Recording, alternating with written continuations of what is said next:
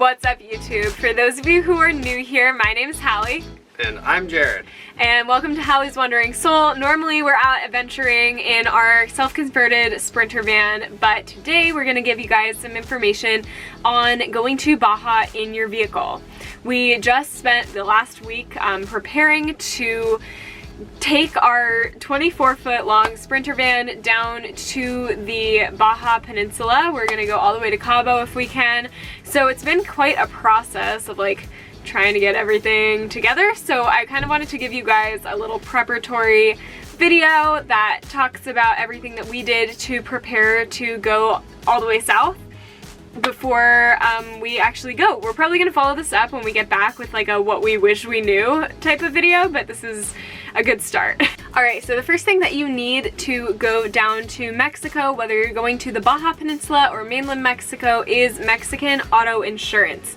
Most American companies aren't going to cover you if you get into an accident down in Mexico, so we had to get our own special insurance, which I'm pretty sure Mexico requires, yeah? Yeah, it's like illegal to drive without. Yeah, they're not going to let Mexican you into the border. And it has to be at least liability. It's just like base. It was like 170. Basic insurance. Yeah, it was 170. We got the 6-month plan. Do you want to tell them like how that went, because you were the one that signed up for it? Yeah, so it was like Mex Pro, I believe, but it was through GNP. But yeah, extremely simple. You just enter like the VIN number to your vehicle and like tell them that you own the vehicle type of thing. The vehicle probably has to be registered in your name, so keep that in mind if it's not. Everything was super comprehensive, and yeah. Yeah, and you did need to put in the information for like American insurance. Yeah, I had to like say that it was insured in America, so, but yeah. Yeah, cool, but yeah, it was super easy. So the next little category of things that you need in order to cross into Baja is your passport. If you don't have a passport, or you don't have one that is not going to expire within 6 months of you crossing the border, please make sure that you renew your passport so that you can make sure that you're able to go, because they're not going to let you across if your passport's going to expire. Yeah, or you can get a passport card. That's true. If you're a US citizen and you're only planning on going to Mexico and Canada, there's a thing called a passport card, which is, like Jared said, cheaper than getting a full passport book.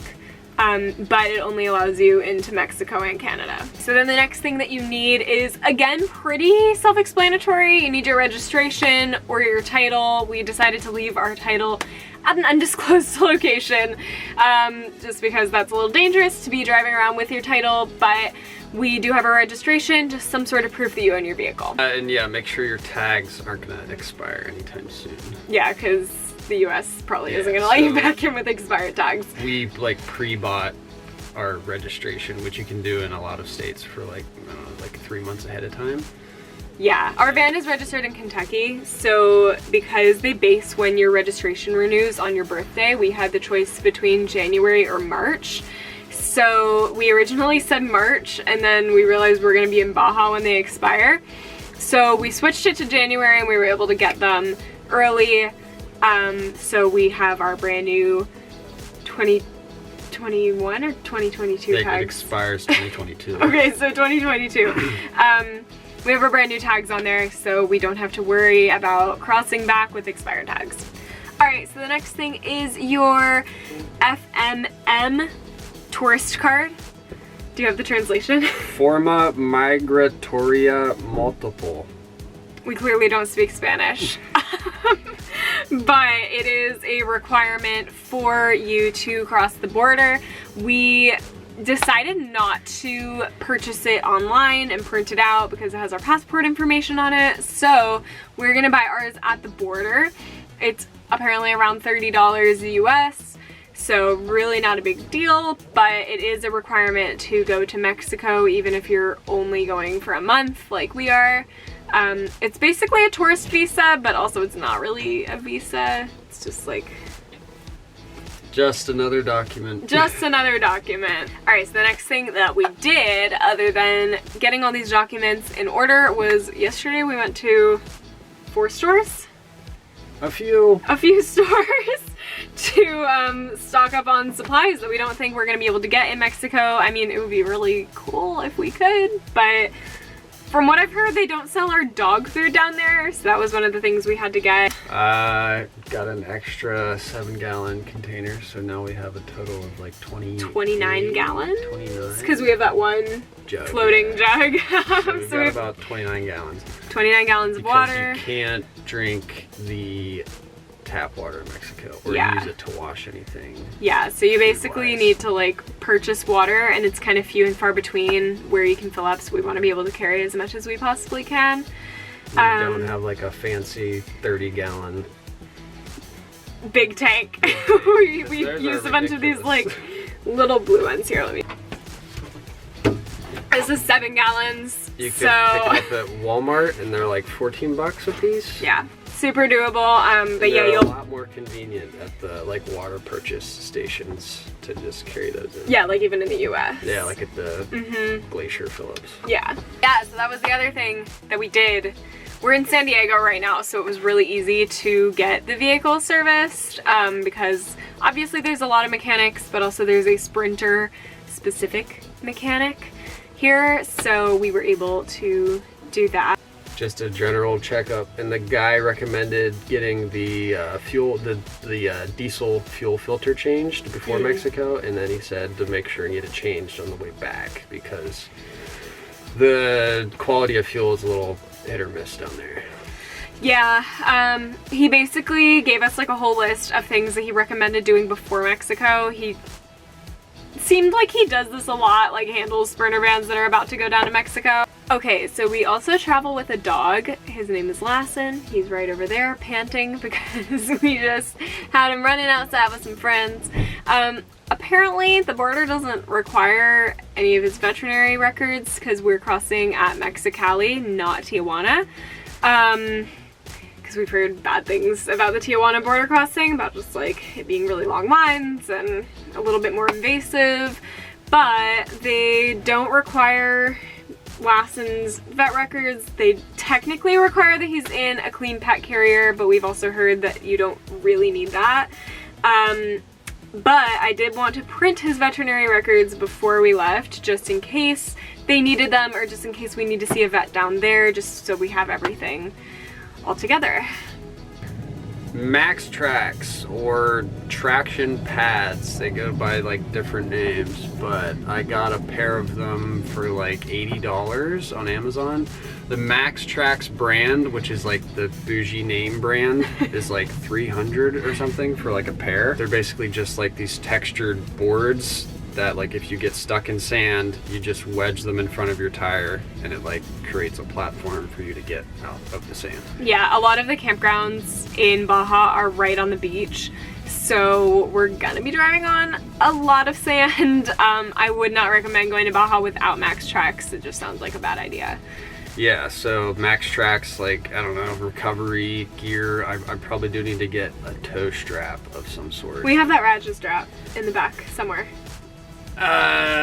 For like towing a vehicle, it could be like a lower weight rating. They're pretty thin. Like a tow strap is a pretty Okay, thick. then let's go. Okay, we're adding more to our list as we go on. From what I've heard, the locals are very friendly. So if yeah, I'm sure they carry tow straps, but I don't want to rely on that. I feel like because it's so sandy, there's probably a lot of four-wheel drive down there. Yesterday, I spent an hour on hold with AT&T. I wanted to make sure that I have cell service because I do work online other than YouTube and all of the workings of Hallie's Wandering Soul. I do work online, so I wanted to make sure that I would be able to hop on my hotspot while we're down there. And because of my plan, I am covered, so I have unlimited texting, unlimited calls, my regular hotspot gigs down there, but just in case, make sure that you call your cell phone company before you head out so that you can make sure that you are covered, or sign up for a plan so that you have cell service down there. But yeah, in the vein of like vehicle maintenance, since we do have like a newer diesel vehicle, the DEF fluid, the diesel exhaust fluid, we're just gonna top that off. I haven't seen anything online about it being available down there. Have you seen anything about it not being available? No, so I don't know. I mean, I'm Better safe than sorry. Yeah, so I'm gonna top off the def. I've got 2 different types of fuel additives, just in case we do run into some bad fuel. I can just throw that in the tank if I feel nervous about it, and it should maybe balance things out. Gathering things for vehicle maintenance. You can't take fuel across the border. So like if you have in a jerry can. In a jerry can. So you can take like a spare fuel tank, but you can't have like loose fuel in your vehicle. What about propane though? Propane seems to be okay. But from like, because you've said you heard from somebody that you can't have it hooked up. That was something. for Canada. I don't know. But I'm playing off of that. I am just going to disconnect the stove and just have the propane, because we have a 20-pound. Like RV sized propane tank. So it should be okay. But we are going to top off the propane while we're here, because we've been using it for about a month and a half from what now. I've been reading, the place, like I read on 2 places that were filling propane, and the guys would like hide the gauge from you, or they would reset the gauge as soon as it was done, and then like try to upcharge you.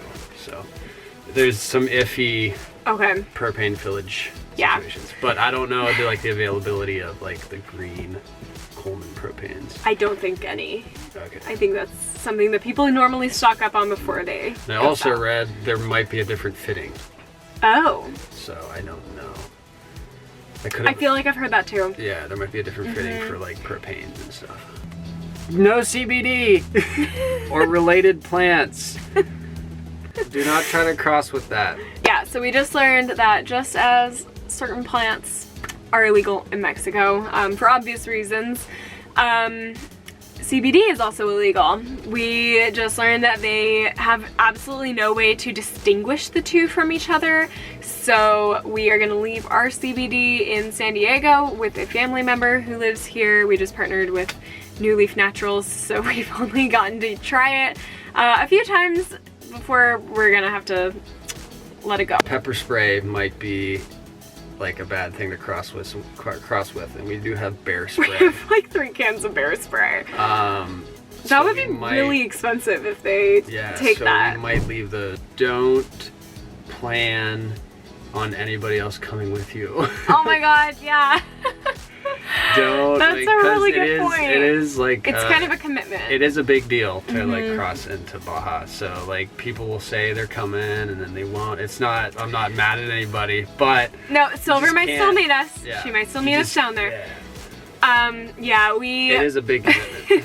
We were originally invited on a caravan, and then the people who invited us can no longer go, which is no fault of their own. They're still doing their van build.